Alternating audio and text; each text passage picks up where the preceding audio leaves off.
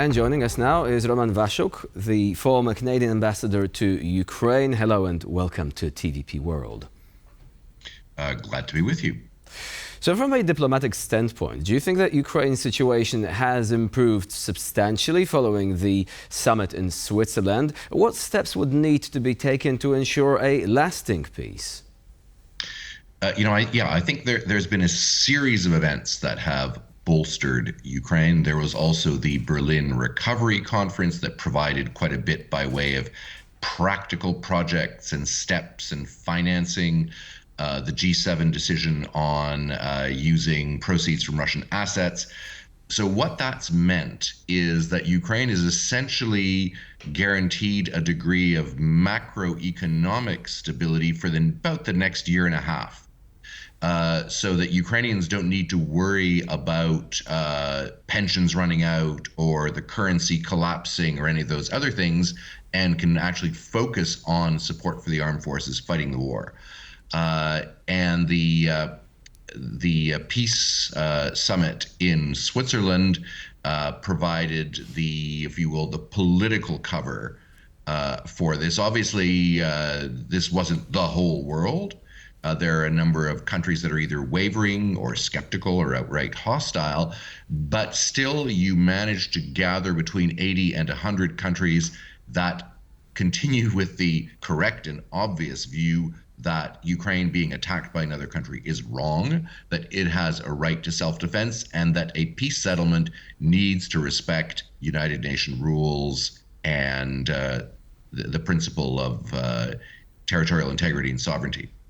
You mentioned these 80 countries that showed the sign of unity against Russia. And, well, of course, Western nations have been vocal and united in their condemnation of Russia. We see that some countries, including some in Asia, Africa and in Latin America, have been more hesitant. So why do you think certain countries continue to refrain from condemning Russian actions in Ukraine? Different regions of the world have had different histories.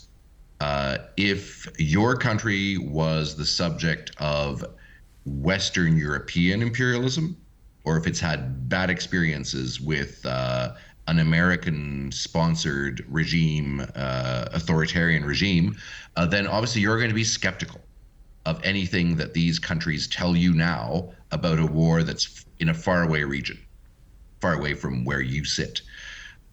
So that, I think, is the basic driver. Also, I think a kind of hazy, rose-colored, misperceived memory of the Soviet Union as a rival to Western imperial powers, as a country that in the 1950s and 60s provided both weapons and financing to liberation movements that opposed Western empires at the time. All of those play into this. And the contemporary version is generous Chinese financing for a number of governments that are trying to develop their infrastructure, especially in Africa. I think some of the rather unfortunate incidents we saw after the summit, where some countries actually withdrew their signatures, I suspect that was less due to Russian influence than it was due to Chinese influence, which because there's a lot more economic leverage out there from China than from Russia. Now, speaking of the involvement of China, you've already mentioned the economic issues there. So would you say that what is really about to happen right now is not so much negotiations with Russia, between Russia and the West, but between the West and China to provide disincentives for China so that it is no longer as involved in helping Russia, and instead that it might actually change its direction to some extent? Do you think the West has any sort of leverage over China in this regard, so as to persuade it to alter its course, at least slightly? I think that is the role of Western, but especially American, secondary sanctions, where companies and banks discover that have to use U.S. dollars for their international for their international dealings, discover that if they do the wrong thing with Russia, they will lose access to banking systems, lending streams, etc.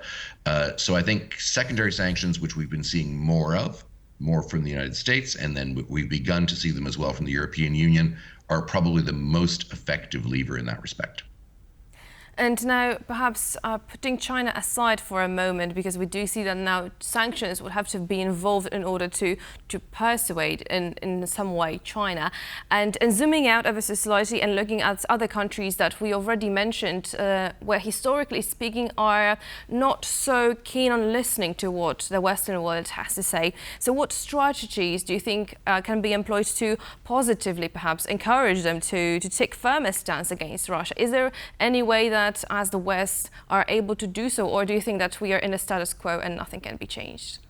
Well, I think the Ukrainians themselves have been doing more and more outreach. There have been, Ukrainian journalist delegations that know how to speak to traumatized post-imperialist populations, have been to places like Sao Paulo, Rio de Janeiro. Brazil is one of these problematic countries, to Indonesia, to other countries. So I think the Ukrainians themselves have been trying to figure out how to pitch their struggle as what Ukrainians believe it to be, which is an anti-colonial war, a war against a former imperial metropolitan power that's seeking to reimpose imperial control over them. So I think putting it less in the sort of Manichaean east-west, north-south terms, but more in terms of we want the right to determine our future and our alignment, and so do you. Let's talk about that. And finally, there is a wild card in this entire equilibrium, namely Donald Trump. Now, if he wins presidential elections, some commentators are suggesting that much could change, that alliances which have hitherto been considered to be ironclad could become unexpectedly and rather disturbingly fragile. Do you think that Trump presidency, if it happens, would spell doom for these ongoing efforts and place Ukraine in an unsustainable position? Well, I think Trump 1 showed us an extremely unpredictable and transactional presidency. So I think Europeans need to get their act together even more than they have so far, to be not just an agenda taker, but an agenda setter in this situation where you will have a United States that could, in that scenario, be in a degree of both internal turmoil and impulsive decisions on foreign policy abroad. Right. Roman Waschuk was our guest today, a former Canadian ambassador to Ukraine. Thank you so much, sir, for your input and showing us the complexity of the situation that Ukraine faces. You're very welcome.